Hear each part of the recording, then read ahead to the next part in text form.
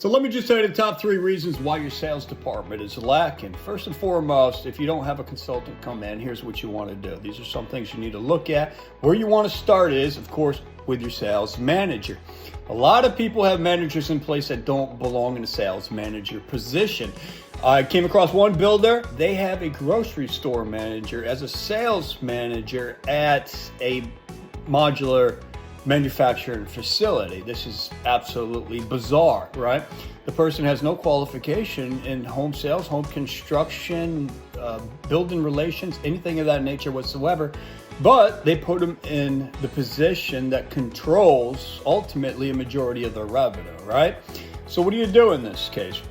You got to come back to common sense. What is the rule of thumb? 1 full cycle, okay? So what does that mean?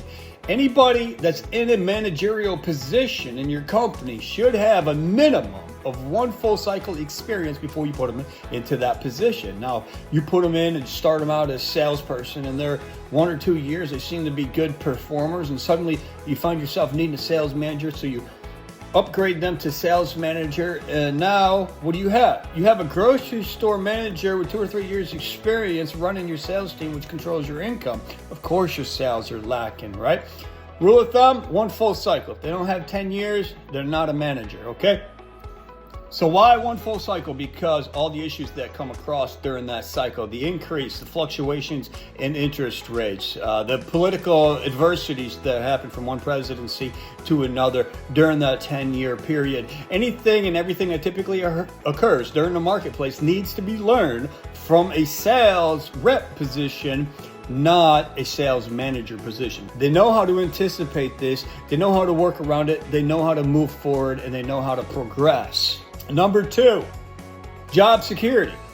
They don't want to put anybody into a position that is more qualified than they are. So if you have your sales managers taking care of your interview process and your hiring process, and they come across somebody that is far more qualified than they are, has a whole lot more experience than them, and they can see obviously that this individual is going to outperform them, possibly take their job or buzz right past them up the ladder, 92% of the time, these people do not get hired. That resume gets sidelined. They move on to the next guy who's a little bit less qualified for the position than they are, and they put them in there. When you do this, you're kinking your own hose by putting these managers into a manager's position.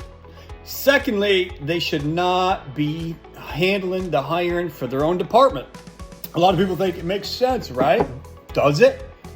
Just because they manage the department, they know the department, doesn't mean you need to let them make the decision who they want to work with, okay? This isn't a friendly game. It's not who can I get along with. And a lot of times, this is why you have these managers in places, because they're good team players. You know, they get along with everybody. They work well in the company. They fit in. You don't want somebody that fits in that's not a top performer. If your sales are lacking, this is the kink in your hose.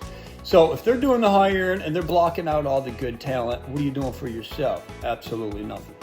People can be fixed though. You can offer the manager the proper training that they need in order to be top producers if they're coachable. If they're not coachable, all right, send them down the pipeline, give them another position, let them go, get somebody in there that is a performer that can take your company to the next level. As part of our investigation and our due diligence, a lot of times we will send people out to interview for a position in person, walk them through the entire process. This is somebody with a resume that says they have decades of experience. They're really nearly overqualified for the position. They're the best possible candidate that you could possibly ask for. Conduct an amazing interview because they're well trained to do this, and get thrown down the line. And then we'll come in and interview your manager and ask them why they passed up on this amazing opportunity to have somebody that could take this company to the next level, and just completely disregard them. So that's part of our practices, but something to consider. It's something you can also do on your own. Next is nepotism. There's a lot of nepotism in the construction industry, which is great and wonderful if they're capable of doing the job.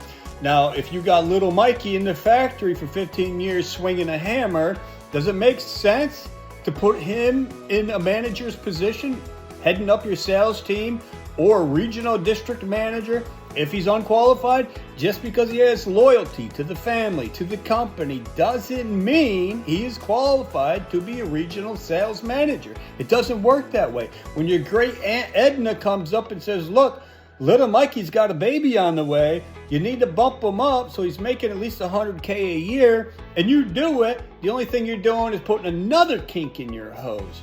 This is not how you run a company. It's great. It's wonderful. If you want to employ your relatives, your family members, you want to give them a paycheck, make them feel comfortable, have them over at the family barbecues, whatever the situation may be, just put them in the right position.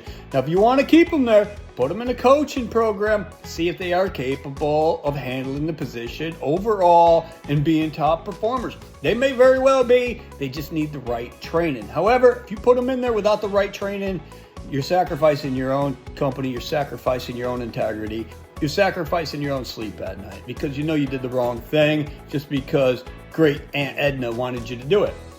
How do you get out of a situation like that? You call us, we come in, we analyze the company, the department, determine what needs to happen. We'll give you a full report on it. If we say Mikey is more qualified for this position in this district or whatever the situation may be, we let you know. You can let great Aunt Edna know, look, you had a professional analyst and this is what they came up with, so you had to make some changes. At that point, she's going to understand, regardless of how many babies little Mikey is now making.